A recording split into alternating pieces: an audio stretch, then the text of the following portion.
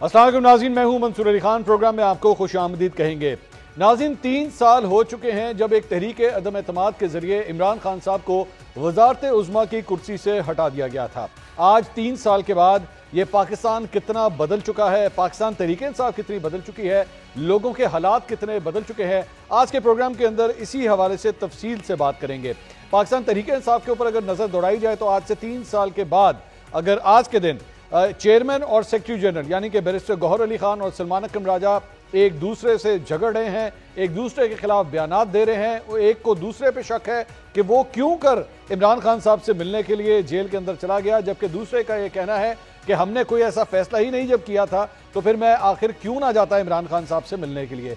Party के अंदर जो है वो डिस्ट्रीब्यूशन नजर आ रही है, पार्टी एक दूसरे से नाराज नजर आ रही है, एक धड़ा दूसरे धड़े से बात करने को तैयार नहीं है। ऐसा लग रहा है कि पाकिस्तान तहरीक इंसाफ ओवरसीज एक दूसरी जमात है और पाकिस्तान तहरीक इंसाफ जो मौजूदा पाकिस्तान है उसके हवाले से एक बिल्कुल मुख्तलिफ जमात बन के उभर रही है। साथ ही साथ अगर मौजूदा हुकूमत की बात की जाए तो वो PDM जिसमें पाकिस्तान पीपल्स पार्टी, नून लीग और JUIFA इन तीनों ने मिलकर इमरान खान साहब से उनकी वजारत उज़्मा की कुर्सी ली थी।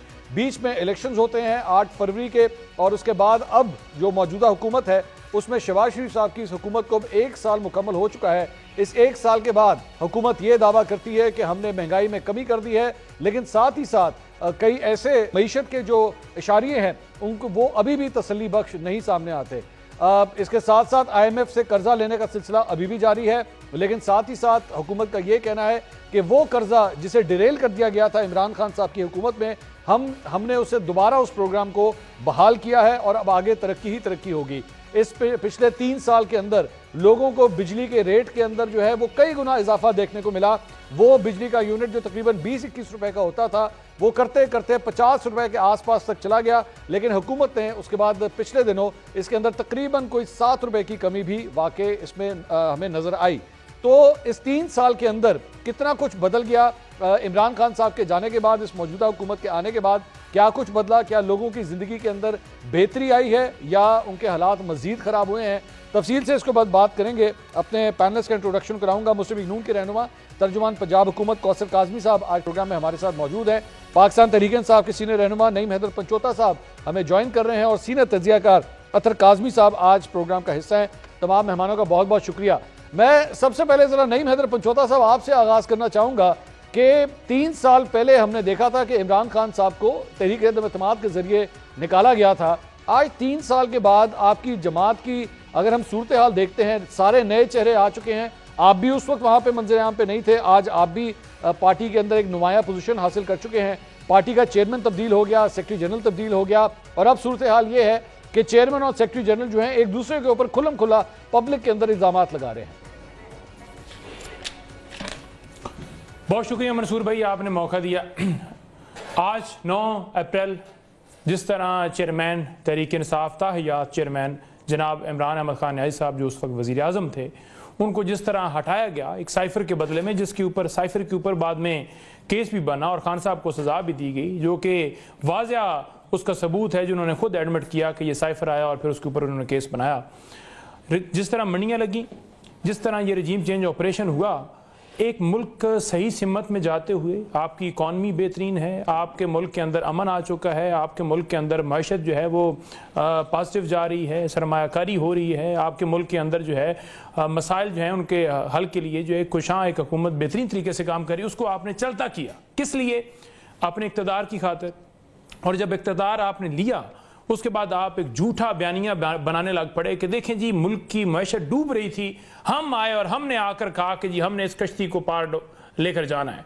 लेकिन आज आप ये अंदाज़ा लगा लें कि मुल्क किस जगह पर खड़ा है, कहाँ पर गरीब जो है वो अमीर हो गया, कहाँ आप इस बात को डिनाई कर सकते हैं कि 2 करोड़ से जो है वो लोग गुर्बत की लकीर के नीचे आए, कहाँ आप डिनाई कर सकते हैं कि पेट्रोल उस वक्त 150 पे था और आज आप देख लें कि कहां पहुंच गया, डीजल कहां पहुंच गया, गैस की कीमतें कहां पहुंच गई, कहां पर आप देख रहे हैं कि डंकियां लगाकर या दीगर तरीकों से 20 लाख से ज्यादा लोग जो हैं वो पाकिस्तान इस सारे टेन्योर के अंदर छोड़कर जा चुके हैं। क्यों छोड़कर जा चुके हैं? कानून नहीं है, सरमायाकारी करेंगे, डाका मार दिया जाएगा। मुझे 1 रुपए की इन्वेस्टमेंट पूरे 2 साल के अंदर दिखा देंगे पाकिस्तान के अंदर इन्होंने 1 रुपया बाहर से किसी मुल्क से लेकर आए। आज यमन की जो सूरत हाल है, दहशतगर्दी पाकिस्तान में जिस तरह बढ़ चुकी है, मुझे दिखा दें कि आपने उसके लिए कोई अमल किया है। आपका सारा फोकस रहा है कि तरीके इंसाफ के ऊपर क्रैकडाउन किया जाए, घरों में छापे मारे जाए, चादर चारदीवारी का तकद्दुस आ गया आपका पॉइंट ऑफ व्यू सर, हुकूमत की परफॉर्मेंस के हवाले से आ गया। नहीं भाई, ये आपने आपकी ये परफॉर्मेंस है, बिल्कुल ठीक है, बिल्कुल ठीक है सर, ये हुकूमत से जवाब देंगे। ऑपरेशन क्यों किया गया था? नहीं सवाल तो बनता है ना, और सवाल हम करेंगे जी। नहीं साहब, अब आप जरा,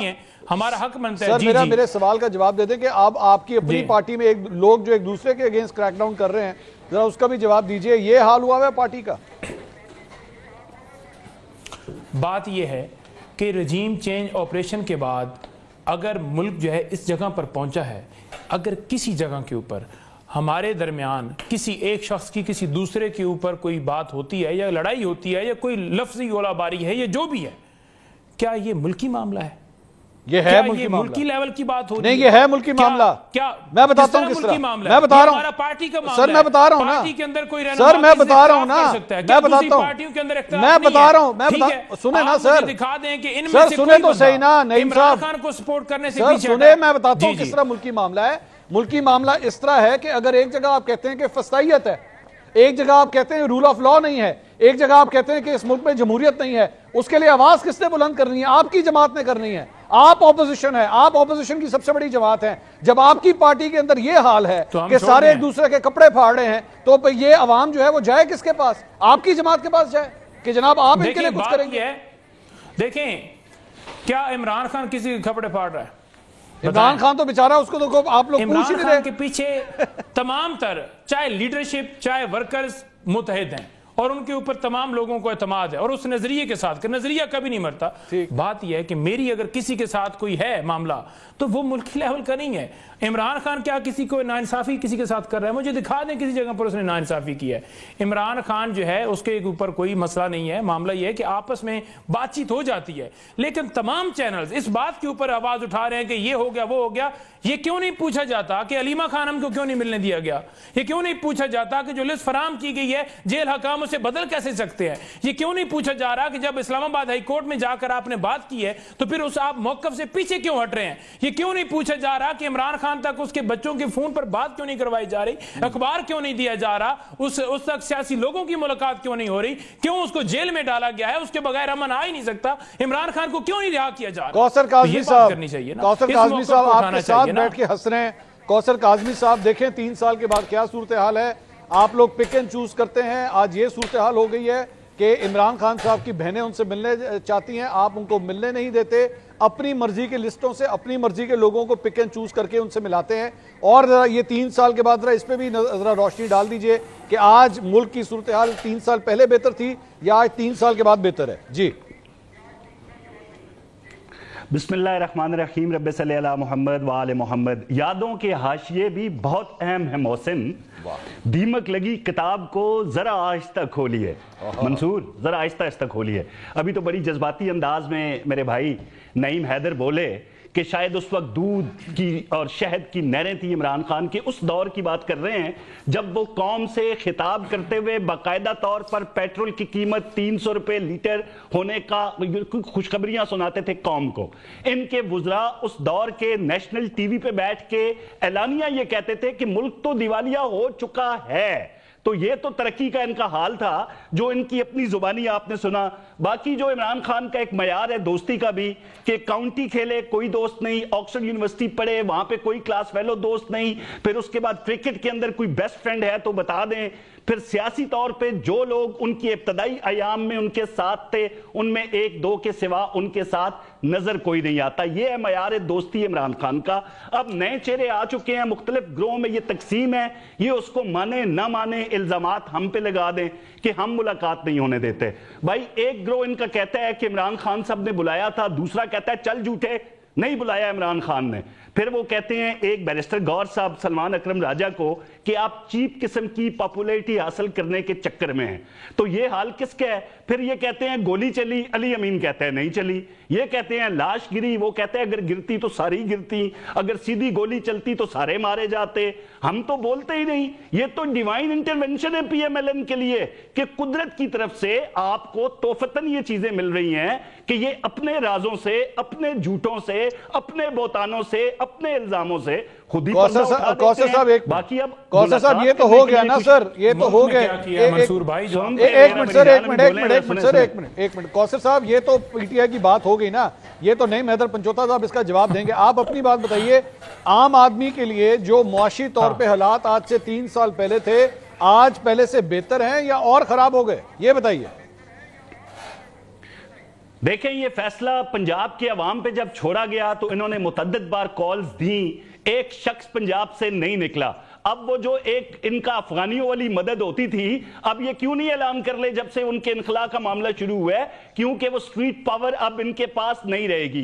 पंजाब में मरियम नवाज शरीफ साहिबा जिस तरीके से काम कर रही हैं, बेघरों को छत मिल रही है, नादार स्टूडेंट्स को स्कॉलरशिप मिल रहे हैं, अस्पतालों के अंदर जो एक कंप्लेन अभी आई, दवाइयों के ऊपर उनकी नजर है, हर तरफ वो झींगा फॉर्म जो बंजर जमीनें थी वहां पे जाके देख लें। इनके दौर में कोई एक बात, हाँ हंसते हुए लतीफतन एक बात करते होते हैं कि यार ये बुजदार के मंसूबे थे, हंसी भी नहीं आती और साथ शर्म भी नहीं आती। यार आप किसी बंदे का नाम लो, आप जनाब वो वसीम अकरम प्लस जो जबानी कलामी था उसका हवाला दे के मरियम नवाज शरीफ के साथ उनका कंपैरिजन करते हैं, भाई उस दौर में ये हुआ। तो अब मामलात ये हैं, अब माइन एंड मिनरल्स, मैं बार बार इस पे गुस्सा आया एक प्रोग्राम में नईम हैदर सर, वो तो हंस रहे हैं आपके साथ बैठ के सर। इन्वेस्टमेंट जिसके हवाले से अब मामला ये है मंसूर कि जो हम फॉरेन इन्वेस्टमेंट की बात करते हैं, जब भी कोई बड़ा इवेंट पाकिस्तान के अंदर होता है जो हालात को बेहतर करने में मुआवन साबित होता है, इनको फितना फसाद याद आ जाता है। फिर खड़ी वैन के अंदर खुद सवार होके फिर इल्जाम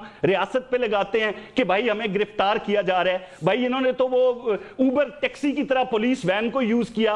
वो क्या कहते हैं, राइड लेके एक स्टॉप से दूसरी जगह ये उतर रहे थे और इनकलाबी नारे लगा रहे थे, दूर दूर तक पुलिस आपको नजर नहीं आई। फिर जब आप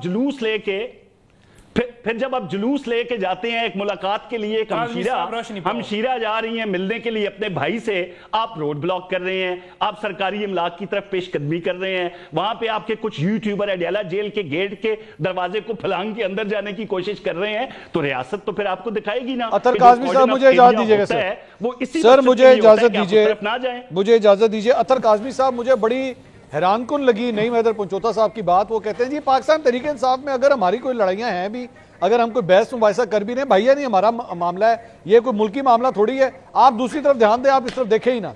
तो नहीं देखना चाहिए, छोड़ दें इनको, इनके हाल पे छोड़ दें, ये जो मर्जी करते रहें, आपस में बहस मुबाहिसा लड़ते झगड़ते रहें, इनको नहीं पूछना चाहिए। आपकी क्या राय है अतर साहब? नहीं देखें मंसूर साहब, अगर आज हम तहरीक इंसाफ के ऊपर बात कर रहे हैं और आज आप कोई भी प्रोग्राम उठा के देख लें, शायद ही ऐसा कोई प्रोग्राम हो जिसमें ये बात ना हो। तहरीक इंसाफ के जो अंदरूनी इख्तलाफात हैं ऑब्वियसली बड़े यहाँ हैं, उसके ऊपर बात होगी। अब बात क्यों हो रही है, ये इंपॉर्टेंट चीज है। बात इसलिए हो रही है कि पाकिस्तान की पॉलिटिक्स पाकिस्तान तहरीक इंसाफ के इर्द गिर्द घूम रही है। दूसरी जानिब तो नून लीग या पीपल्स पार्टी जितनी सियासत कर रहे हैं वो हमारे सामने है। आप देख रहे हैं कि एक तरफ सलमान अकरम राजा या बैरिस्टर गौहर के माबैन अगर कोई इस तरह की बात है तो वो भी एक नेशनल खबर बनी हुई और हम सब तहरीक इंसाफ की पॉलिटिक्स को डिस्कस कर रहे हैं। दूसरी जानिब दहशतगर्दी हो रही है बलोचिस्तान के अंदर, जो कुछ हो रहा है, पीपल्स पार्टी की हुकूमत है, हम पीपल्स पार्टी पे बात ही नहीं करते इसलिए कि सियासी तौर पर रेलेवेंट है। तो ये इशू है कि इनका जो भी मसला है, यकीनन इनकी जमात एक मुल्क की बड़ी जमात है, अगर उसके आपस के कोई मसाइल होंगे तो वो पाकिस्तान की नेशनल पॉलिटिक्स को इंपैक्ट करती है। तो ये बात तो बिल्कुल दुरुस्त है कि उसके ऊपर बात होगी। दूसरा जो अहम इशू है कि क्या पाकिस्तान तहरीक इंसाफ के जो मसाइल हैं उसमें सिर्फ तहरीक इंसाफ का अपना कसूर है या ओवरऑल हुकूमत का भी कोई थोड़ा बहुत उसमें किरदार है। मेन इशू तो ये है ना कि अगर एक मुलाकात का दिन है और उस दिन के ऊपर अदालत का हुक्म भी मौजूद है तो उस मुलाकात करवाने में क्या कबात है। ये जिस तरीके से जो कुछ किया जा रहा है वो सामने है ना सबके, 3 साल से अब इनकी हुकूमत है, मईशत को छोड़ दें, आप सारी चीजें छोड़ दें, जो बड़ा अलमिया हुआ ये है कि ये दो बड़ी सियासी जमातें और काबिल एहतराम जमातें हैं, बड़ी सियासी जमहूरी जमातें हैं, लेकिन मंसूर साहब इस वक्त सेनेट 1 साल से आपका नामुकम्मल है, आपकी मखसूस नशिस्तें पार्लियामेंट में नहीं है। जिस तरीके से आला अदलिया के फैसलों को बेतौकीर किया गया, मैं बड़ा जिम्मेदारी से आपको कहता हूं, पाकिस्तान की तारीख में उसकी कोई मिसाल नहीं मिलती। यहाँ पे तो डिक्टेटर भी आके यहाँ पे वो जाते थे पहले आला अदलिया के पास और उधर से फैसला लेके आते थे, अपनी लिस्ट में से लेते थे।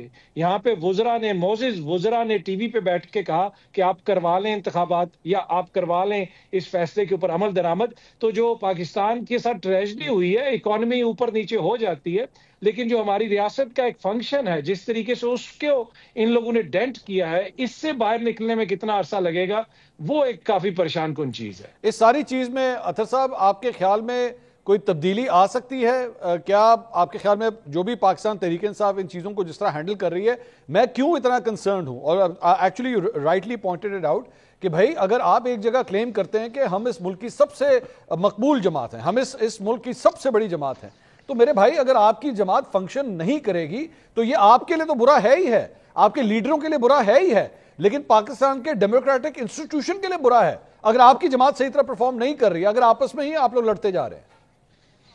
नहीं, बिल्कुल बिल्कुल आप दुरुस्त कह रहे हैं, इसका इम्पैक्ट तो होगा, लेकिन अगर आप ये सारी चीजें देखें, क्या इससे पाकिस्तान तहरीक इंसाफ की सियासत खत्म हो जाएगी? नहीं, वो मुझे नहीं लगता। तहरीक, जिस तरह अभी आपने शुरू में भी तारुफ करवाया, हमारे भाई बैठे हुए नईम हैदर पंजोथा, ये इमरान खान साहब के वकील थे और पीछे बड़े बड़े नाम थे यहाँ पे, जिनके हवाले से कौसर काजमी मेरे भाई और दीगर दोस्त कहते थे कि एटीएम्स इमरान खान को चलाती हैं, एटीएम्स जलसे करती हैं। अब कौसर काजमी ने बताया कि वो तो अफगानी यहाँ पे इमरान खान के जलसों में आते थे, उनको हम डिपोर्ट कर रहे हैं। तो मसला जो है वो ना नईम हैदर पंजोथा या कोई और वकील या इन फाइटिंग है, हुकूमत का इशू इमरान खान है। इमरान खान और अवाम एक लेवल पे हैं, जितना भी उनका। ये कौसर साहब कुछ बोले हैं, कौसर साहब हम आपको सुन नहीं सके, दोबारा रिपीट करें। असल में मैं एक छोटी सी बात कर दूं, उसके बाद कौसर साहब जो है ना, शेर हमें गालिब के सुनाते हैं और सियासत ये लोग चाँद फतेह अली खान वाली कर रहे हैं, इनको अपनी सियासत थोड़ी ऊपर करने की जरूरत है। देखिए जी बोले अतर काज़मी, कौसर साहब क्या कह रहे थे आप, बोलिए। मैंने ये कहा था, मैंने कहा जी एक इस्लामाबाद के अंदर जब ये 26 का हवाला देते हैं, वो कीलों वाले डंडे, वो टीयर गैस गने साफ करने वाले अफगानी जो बाद में इस्लामाबाद से गिरफ्तार भी हुए थे, जिनके ऊपर आपने भी वावेला मचाया था कि वो तंदूर वाले, वो दुकान वाले, वो पेट्रोल स्टेशन वाले गिरफ्तार हुए हैं, वो जो अफराद थे उनका ताल्लुक वाकई अफगानिस्तान के साथ था, वो इलीगली यहाँ पे रिहाइश पजीर थे और इनके जलसों में बाकायदा तौर पर उनको इस्तेमाल किया जाता था। मैंने ये कहा है भाई, मैंने ये नहीं कहा कि उन्हीं के बलबोते पे ये सारे मामलात होते थे। हाँ, वो भी एक अंसर है जो इनके जलसों की जीनत बनता रहे। ये नईम हैदर पंजोथा साहब, अब इस सारे मामले में जरा, अगर इस वक्त एक पीटीआई का सपोर्टर वोटर आपको देख रहा है इस वक्त, आप जरा बता देंगे आपकी पोजीशन क्या है? आप सलमान अकरम राजा साहब के साथ खड़े हैं या बैरिस्टर गौहर साहब के साथ खड़े हैं? दोनों में से किसके साथ खड़े हैं आप?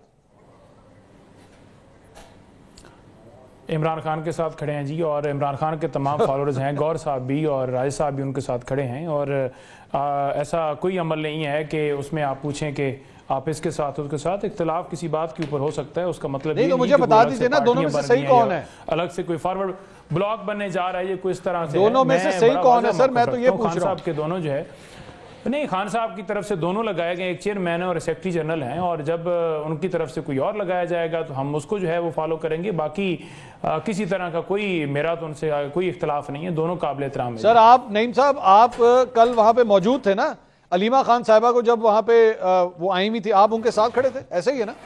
आप साथ थे ना जी? तो फिर वहां पे आपने देखा नहीं कि बैरिस्टर गौहर जो है वो किस तरह अंदर चले गए? आपने सवाल नहीं किया? क्योंकि सलमान अकरम राजा साहब तो कर रहे हैं ये सवाल, आपने पूछा अपने चेयरमैन से?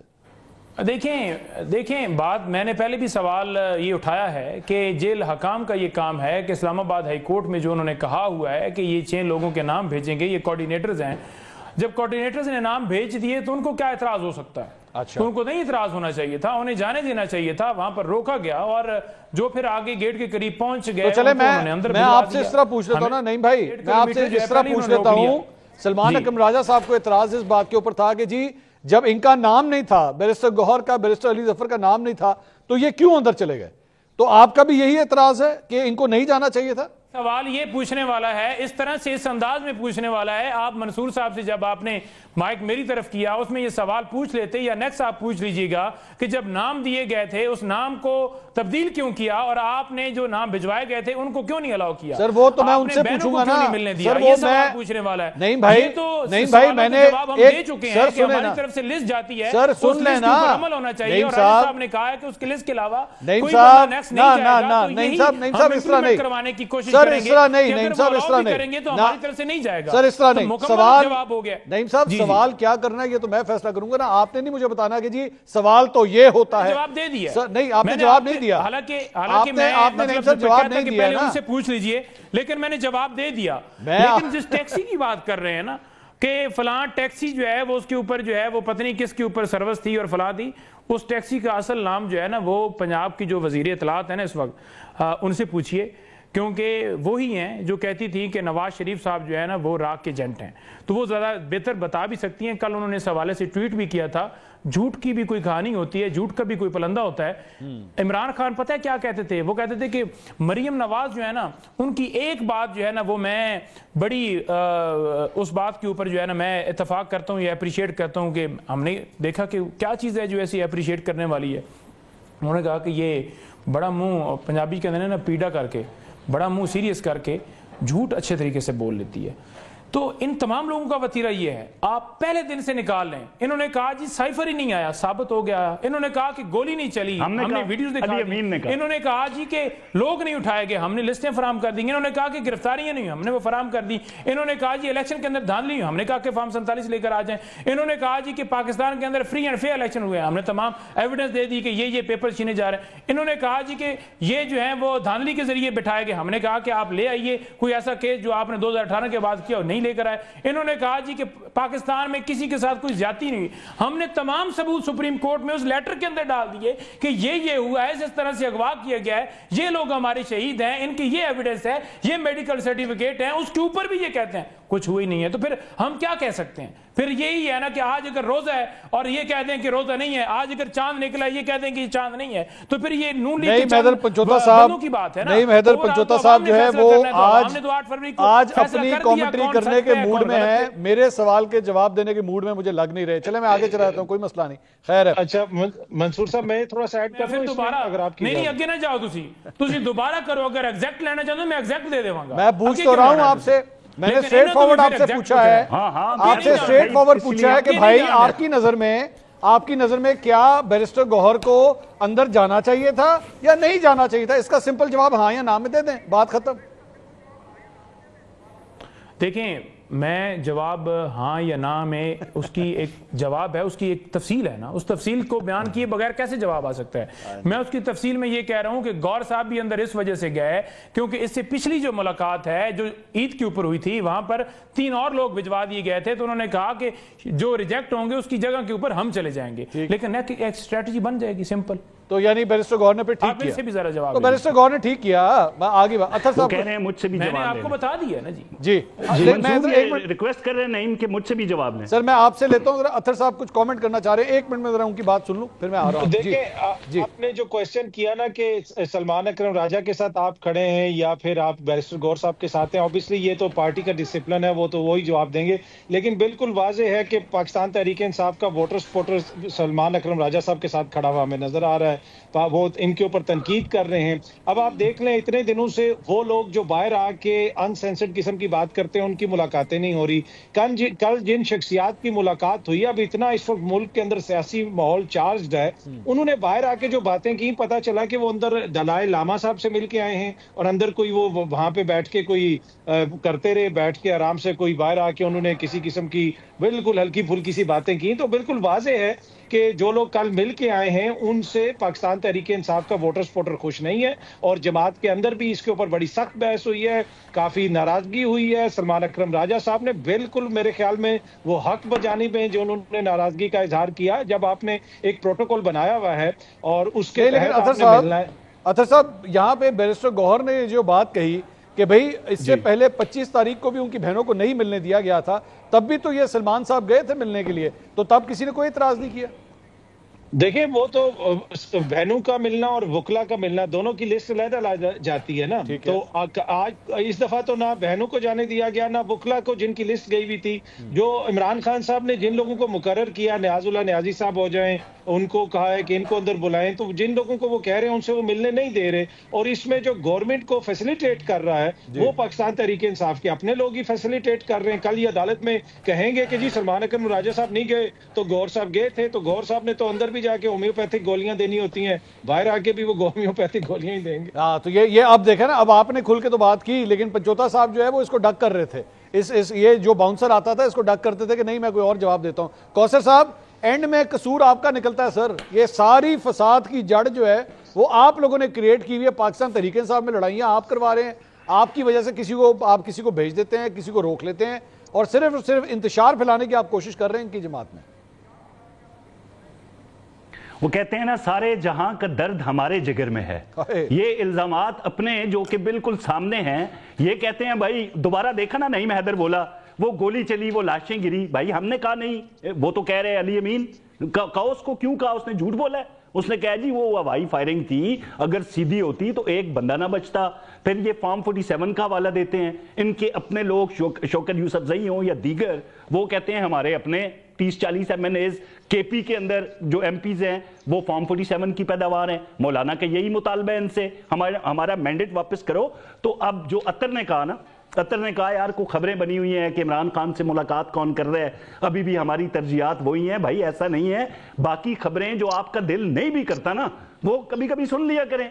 वो मालिक साहब मिले साबिक जो वजीर आला बलोचिस्तान है मियां नवाज शरीफ से, वहां पे दहशतगर्दी के हवाले से क्या बातें हुई। मियां नवाज शरीफ ने कहा कि एक जमहूरी हल होना चाहिए, अख्तर मैंगल से बात करें, लेकिन उन्होंने उस बीबी का नाम नहीं लिया जो वहां पे कोई यकजहती कौंसिल बना के बैठी हुई हैं। फिर आपने देखा जो सरमायाकारी की राहें हैं उनके हवाले से खबरें आ रही हैं, राहें हमवार हो रही हैं। PIA के हवाले से 21 साल बाद मनावा बख्शी, वो जो मुनाफा काबिल सताइश उसमें इजाफा हुआ है, ये खबरें भी जीनत बन रही हैं। लेकिन शायद आपको ये खबरें अच्छी नहीं लगती, तो इमरान खान एक चोरी के केस में अंदर है, उसके हवाले से भी खबरें टीवी की जीनत बनेंगी। अब नहीं मैदर माने ना माने, जो धड़ेबंदी है अब उसमें कोई शक रहता है आपको?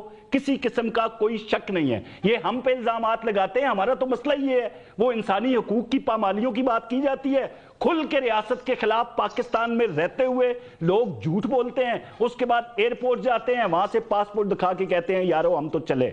अब बाहर बैठ के वहां पे असाइलम जो है वो क्लेम कर लेंगे और रियासत के खिलाफ जितने बकवासात हैं वो वहां पे जारी रहेंगे। तो ये तो इंसानी हकूक की कौन सी पामालियां हैं जिनका रोना रोया जाता है। मसला ये है कि बरतानिया की मिसालें दी जाती हैं, भाई अदालतों में इंसाफ नहीं होता और 24 घंटे में वहां पे अदालतें लगी और लोगों को जो कल्प्रिट थे उनको सजाएं दी गई। लेकिन बरतानिया खुशकिस्मत मुल्क है कि वहां पे डॉलर खोर झूठे यूट्यूबर्स भी नहीं है और वहां पे इस तरह का कोई कैपिटल में बैठा कोई टॉक शो वाला भी नहीं है कि जो खुल के कह दे जी इंसानी हकूक बड़े ये हो गए, मार दिया रियासत ने, भगा दिया रियासत ने। तो यहां पे हमारी बदकिस्मती है ना, हम इनको उस तरीके से नहीं दुबा सके जिस तरह दुबाने का हक था। बदनामी हमने गले में डाल ली कि पीका एक्ट आ गया है। अब मुझे बताएं जितने झूठ बोले हैं, कितने अफराद हैं जिनको झूठ पे सजा मिली। तो ये नरमी भी है रियासत की भाई मंसूर, ये नरमी वाला हाथ अभी है यहां पे। हार्ड स्टेट जिसका दावा किया गया है वो अभी उसकी इंप्लीमेंटेशन नहीं हुई, सिर्फ बोतान लगाए जाते हैं, वैन के बाहर खड़े होकर नारे लगाए जाते हैं इनकलाब जिंदाबाद। पंचोता साहब आप ड्रामा है जो कल किया गया। पंचोता साहब आपने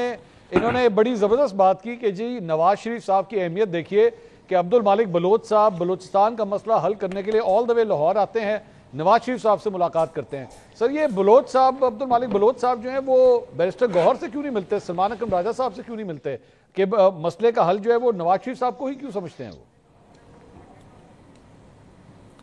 ये जो नवाज शरीफ साहब थे, ये उस जो कमेटी का इजलास था उसमें कहाँ थे?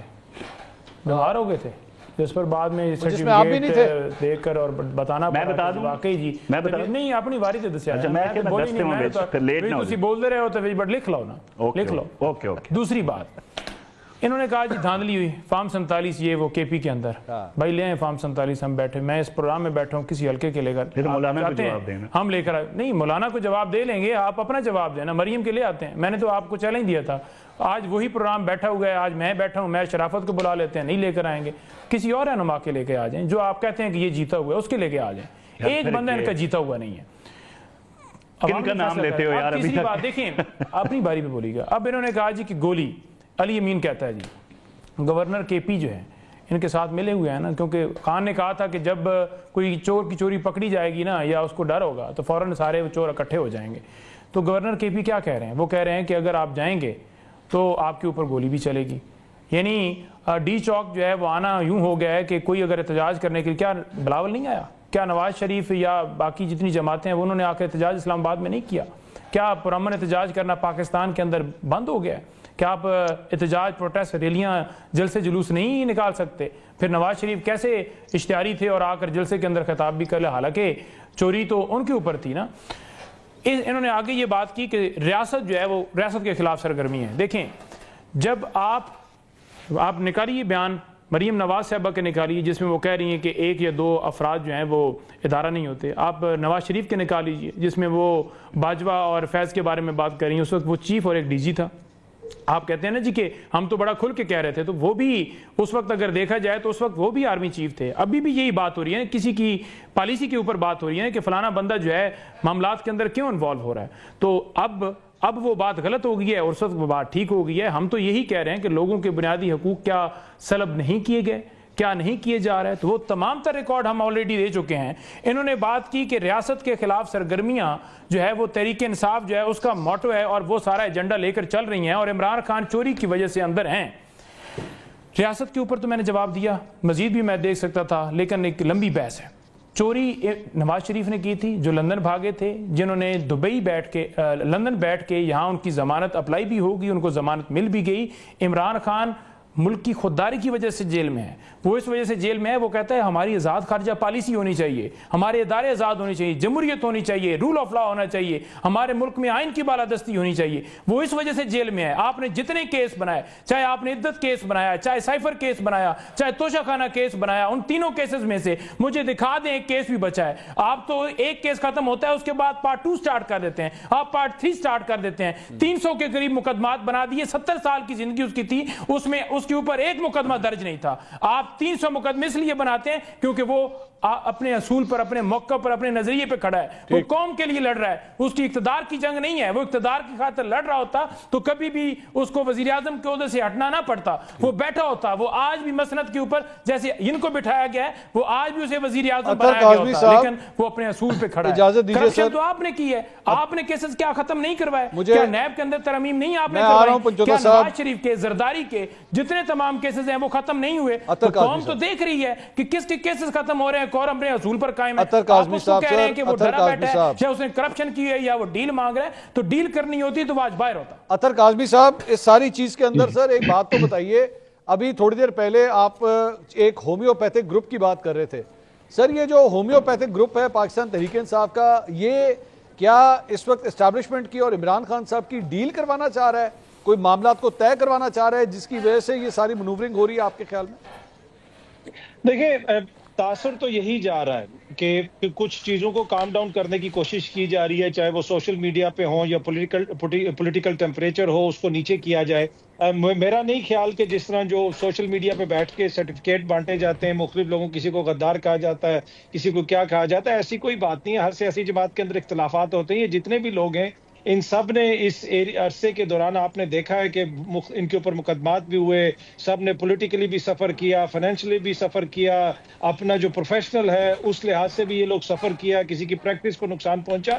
तो हर कोई कोशिश कर रहा है। हाँ, जमात के अंदर ये ज़रूर है कि तरीक़ाकार पे इख्तलाफ हो सकता है कि किस तरीके से आपने करना है, और ये वंजौता साहब तो जिक्र नहीं करेंगे पार्टी डिसिप्लिन की वजह से, लेकिन जमात के बहुत सारे सीनियर सोर्सेज वो इस चीज़ को बरमला सहाफ़ियों से ऑफ द रिकॉर्ड बताते हैं कि कुछ चीजों को सेटल करने की कोशिश की जा रही है। अली अमीन साहब ने टीवी इंटरव्यू के अंदर बताया कि 99% चीजें हमने सेटल कर ली हैं, तो ये उसी का शाखसाना लगता है। अब क्या इसके कोई डिविडेंड्स मिलेंगे वो मुझे नहीं पता। दूसरी एक और बात जो अभी कौसर काज़मी साहब कर रहे थे ना कि हम ज्यादा सख्त नहीं है और बरतानिया सख्त है। देखें, मसला ये है, उन्होंने कहा अभी आपने हार्ड स्टेट देखी नहीं है, अब हम अभी भी सॉफ्ट है, अभी तो हार्ड आपने देखा ही नहीं है।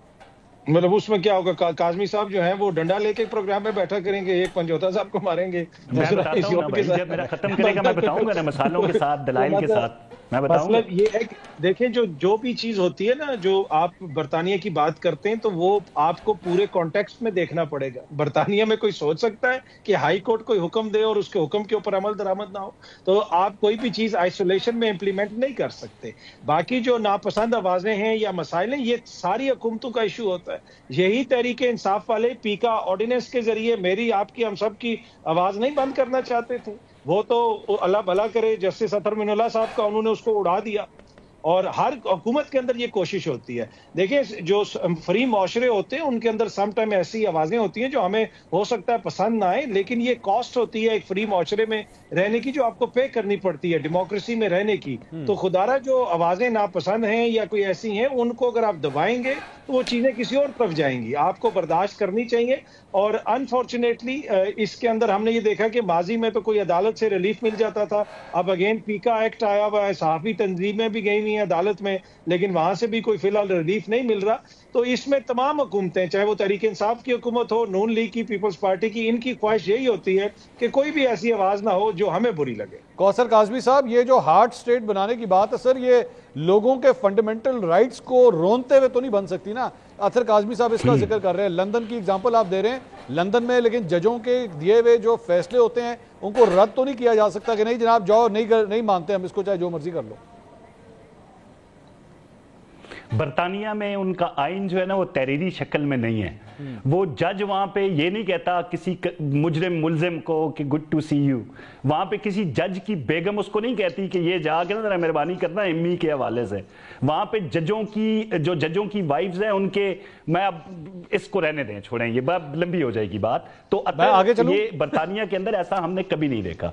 नहीं छोड़े, मैं इसी से आगे मैं खुद ही चला जाता हूं कि वो बड़े मियां साहब कह रहे हैं 8 साल सजा देनी है, वो कह दो। नहीं, मैं उधर ही आ रहा हूं। जजों को एक जज जाके दूसरे जज को ये नहीं कहता कि भाई खुद भी नौकरी करो, हमें भी नौकरी करने दो। और इस बाप और बेटी को, मरियम नवाज को, मियां नवाज शरीफ को हमने हर हाल में इलेक्शन से बाहर रखना है, ये फैसला हो चुका है। बरतानिया में ये नहीं होता। वहां पे जज्बात, एहसासात, मामलात, ये सारी चीजें नहीं है ना ही वो। खैर, हम तो आईन पाकिस्तान मौजूद है ना, बरतानिया में तो आइन है नहीं, वो तो तहरीरी शक्ल में नहीं है। हालात और वाकयात देखे जाते हैं, लेकिन यहां पे आइन पे अमल दरामद करना पड़ेगा। आप बेशक कहते रहे आप नहीं मानते 26वीं आईनी तरमीम को, आप नहीं मानते अदालतों को, आप नहीं मानते जजों को जो मन मर्जी के खिलाफ थे, तो ये जज्बात और एहसासात यहां पे नहीं चलेंगे। सर ये एक सवाल कौसर साहब, मैदर कहते हैं कि भाई एक सवाल सर, ये सहाफी फरहान मलिक साहब को उठाया गया, हमारे एक और कॉलीग हैं जो इस्लामाबाद में, उनको भी, वहीद मुराद साहब, उनको भी उठाया गया। सर ये सारा कुछ हार्ड स्टेट के चक्कर में हो रहा है, ये आइन पे अमल दरामद हो रहा है, जरा इसको भी समझाइएगा। देखिए, मैंने फरहान मालिक साहब के हवाले से पहले भी आपके साथ बात करते हुए बताया था कि पूरा मौका उनको फराहम किया जाएगा, जो भी इल्जामात उन पे हैं उसकी सफाई का मौका उन्होंने दिया, उनकी जमानत उनको मिल गई। 2 का जिक्र आपने किया, 10 का मैं बताता हूं। जिस तरीके की जुबान ट्विटर पे, सोशल मीडिया पे, टीवी पे बैठ के वो इस्तेमाल करते हैं, अगर बरतानिया में होते तो अब तक उठा लिए जा चुके होते। जो रियासत के खिलाफ बात करते हैं, जो सबज पासपोर्ट दिखा के एयरपोर्ट से बाय बाय करते हैं, उनके 2 दिन के पहले ट्वीट्स उठा के देख लें, पाक अफवाज के हवाले से, रियासत के हवाले से, झूठी खबरों के हवाले से, फलों की कीमतों के हवाले से। किसकी बात कर रहे हैं आप बार-बार कौसर साहब? ये आपने दूसरी दफा रियासत ने कुछ नहीं सर, कहा। ये दूसरी दफा आपने मिसाल दी, ये किसकी बात किए जा रहे हैं बार-बार? सर वो स्ट्रॉबेरी, वो के हवाले से है सर, नाई खातून के हवाले से सर, पिछले 2 दिन नाम ना ले सर, इस तरह बुरी बात है। मुझे टाइम दीजिएगा, मैं नहीं हूं, आपने कहा तो मैं नहीं, तो आपने सर ये फल का नाम लिया, मैं ये कह रहा हूं ये मत कहें, आप वैसे नाम ले, लेकिन वो इस तरह का मजाक मत करें, मैं ये कह रहा हूं। देखें, चले, मेरा कहना नहीं चाह रहा था, निकल गया मुंह से। वैसे वो स्ट्रॉबेरी रंग की शर्ट आज आपने खुद पहनी हुई है वैसे। हाँ, ये अच्छी लग रही है ना। अच्छा, मैं साथ आपको बताऊं, जिन लोगों को नहीं उठाया गया ना, उनके हवाले से उनके बयानात देखें भाई। अभी कुछ एक जिनको जमानत पे है, साना 9 मई में एक खातून है, आप उसके ट्वीट देखें। जिनको उठा लिया जाता है वो नजर आते हैं, लेकिन उनकी मजम्मत कोई नहीं करेगा, ना अतर कर रहे हैं, ना आप तो खैर कर देते होते हैं वी लोग में, नहीं, ये नहीं, मैदर बंजोता नहीं करेगा। जो लोग रियासत के खिलाफ बात करते हैं फिर ये मानते भी नहीं है। चलो आपने मुझे भी रगड़ दिया, मियां नवाज शरीफ आपने मुझे भी कह दिया मैं कर देता हूं मजम्मत। नहीं किसकी मजम्मत की है? मैंने वीलॉग देखे हैं। नहीं बताएं मैंने किसकी मजम्मत की है, बताइए। नहीं वीलॉग के अंदर आपने जो रियासत के खिलाफ जो परचम उठा के हॉलैंड की जमीनों की सरजमीन के ऊपर हॉलैंड का परचम उठाया हुआ है, मैंने की मजम्मत, एटमी असासों के खिलाफ मैंने मजम्मत की, बारहा बात की है उन पे। बिल्कुल की है मैंने, बिल्कुल नहीं मतलब बात किया आपने। आई एम सॉरी, मैं फिर अल्फाज वापस लेता हूं। आपको लेने पड़ेंगे, 4-5 दफा अल्फाज वापस ले चुके हैं कौसर साहब। मैंने ले लिए, टाइम कम है, मैंने ले लिए वापस अल्फाज। मंसूर साहब की मजम्मत होनी चाहिए, क्योंकि लीडरशिप का नाम लेके। अच्छा चल ना भाई, ले लिए अतर काज़मी। अच्छा अब बात यह है कि नईम हैदर ने कहा फौज के हवाले से, देखें फौज के हवाले से तनकीद करना, जब मियां नवाज शरीफ ने फैज हमीद का नाम लिया था ना, फैज हमीद साहब आप वो वफादारियां बदल रहे हैं, उस वक्त वो डीजी आए नहीं थे, फिर भी 2018 इलेक्शन में वो पूरी तरह सरगर्म अमल थे। साथ ही मियां नवाज शरीफ ने बात की कि मैं सैल्यूट करता हूं उन फौजी अफसरान को, हम भी कहते हैं सैल्यूट की बात। भाई सुनते लेना, मैं आता हूं, झूठ ना बोल, मैं आ रहा हूं ना, वो हुआ। अच्छा ये कह रहे हैं किसी एक बंदे से बता दे जिसने सैल्यूट किया हो, जिसने शहादतों के हवाले से बीएलए के साथ जाके कौन बैठा है भाई? वो मारिंग बलोच के हवाले से हमदर्दी का खाना कौन रखते हैं अपने दिल में? वो जाके बीएलए जिस दिन बीएलए का वाकया होता है, खान का ट्वीट देख लें आप, खान साहब उस पे मजम्मत नहीं कर रहे, अलबत्ता सिक्योरिटी लैब्स के हवाले से अफवाज पाकिस्तान पे इल्जामात लगा रहे हैं। भाई आप कंपैरिजन कर ही नहीं सकते। कौसर साहब एक सुन लीजिए, कौसर साहब सुन लीजिए, एक मिनट कौसर साहब, मिसिंग पर्संस के कैंप के अंदर तो मरियम नवाज साहिबा खुद जा चुकी हैं। एग्जैक्टली, उनको कहने को खुद गई थी कि मैं जिस दिन आऊंगी हुकूमत में मैं आपका मसला हल करूंगी, तो फिर तो इस तरह तो मरियम नवाज साहिबा के ऊपर भी आप ये इल्जामात लगा दीजिए। देखें मिसिंग पर्संस के हवाले से कैपिटल के अंदर कोई भी बैठा हो, इंसानी हकूक के हवाले से आप उनके पास जरूर जाएं। भाई सुन लेना, जरा सुन लें, जरा मेहरबानी करें। अब आप उनके पास जरूर जाएं, ठीक है? वहां पे जाके आप, ये नहीं हो सकता कि एक वाकया हो जाफर एक्सप्रेस का और उसमें शोधा हो, आपके अफवाज पाकिस्तान के लोग, सिविलियन लोग वहां पे हों, और आप दुआ करें बीएलए के उन मारे जाने वाले अफराद के। उस कैंप में ये दुआ हुई है, और वहां पे आप मजम्मत ना करें उन अफराद की जो पंजाबियों को बसों से उतार के शनाख्त सवाल मारा जाता है। कौसर भाई सवाल, एक मिनट सर सवाल, कौसर भाई सवाल, एक जरा मजम्मत नहीं, कौसर भाई सवाल, एक सवाल आपको पता है आज जिन साहब से मियां साहब मिले हैं, अब्दुल मालिक बलोच साहब मिले हैं ना, आज मिले हैं उनसे। जी अब्दुल मालिक बलोच साहब भी मारिंग बलोच को सपोर्ट कर रहे हैं, वो भी मुजम्मत कर रहे हैं, वो एहतजाज कर रहे हैं कि मारिंग बलोच को गिरफ्तार किया है। तो फिर तो नवाज शरीफ साहब क्यों मिले अब्दुल मालिक बलोच साहब से? आज जो स्टेटमेंट दी मियां नवाज शरीफ ने बाहर, उसमें मारिंग बलोच का नाम भी नहीं है।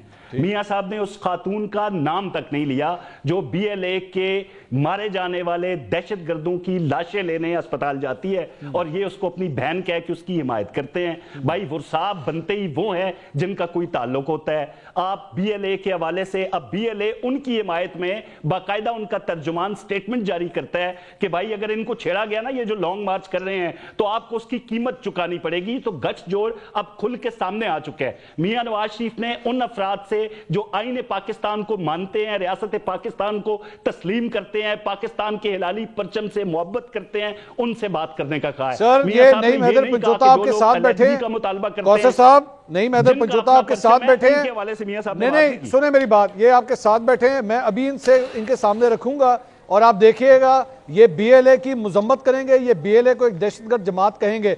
जी पंचोता साहब आप कहेंगे या नहीं, बताइए बीएलए को। देखें बात यह है कि बात ये मैं इनके सवालों के जवाब दूंगा, ठीक है, और मैं बड़ा वाज़िया मौक़िफ़ हम पाकिस्तान तहरीक इंसाफ रखती है कि जो भी इस मुल्क के खिलाफ जमात होगी, चाहे बीएलए हो या चाहे कोई हो, जो इस मुल्क के खिलाफ होगा हम उसकी मुजम्मत करते हैं। लेकिन अगर किसी के हक के ऊपर कोई डाका डाला गया, अगर किसी के लोग अगवा किए गए, तो जवाब देना। किसने अहमद रोनानी को भाइयों को उठाया? कहां हैं वो लोग जो आपने उठा के रखे हुए हैं? कहां हैं वो लोग जो आज तक आपने उठा के गायब कर दिए और वो लोग धरना दे के बैठे उनके ऊपर गोलियां चलाती हैं?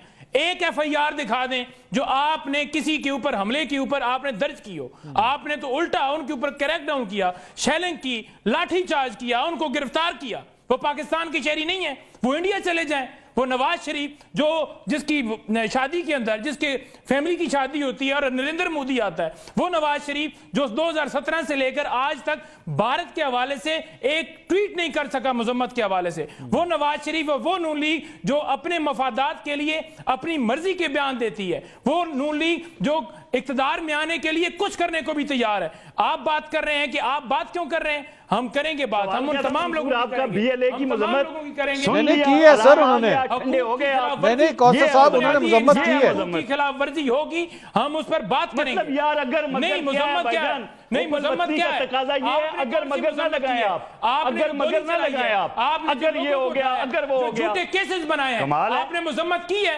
आपने जेलों में डाला है। मिसिंग पर्सन मैं बताता हूं ना कौन है, मिसिंग पर्सन वो है मंसूर जो आपने मजम्मत की है, फौज के साथ लड़ते हुए, आपने लोगों को जो है गोलियां चलाकर उनकी फैमिली को लाशें नहीं दी, आपने मजम्मत की है उस बात की, आपने एफआईआर दर्ज की है उन लोगों की। आपका वही मोहसिन नकवी जो खड़ा होकर कहता था कि मैं छट्टा मारूंगा और 10 मिनट के अंदर आपको ये साफ करके दिखाऊंगा, और आपने छट्टा कह दिया। कितनी बार सुनोगे आप? आपके अपने लोग आपका झूठ पे नकाब कर रहे हैं, आपने गोलियां चलाई हैं, आप अपने लोग कर सकते, हम आपसे हिसाब मांगेंगे, आपको हिसाब देना पड़ेगा।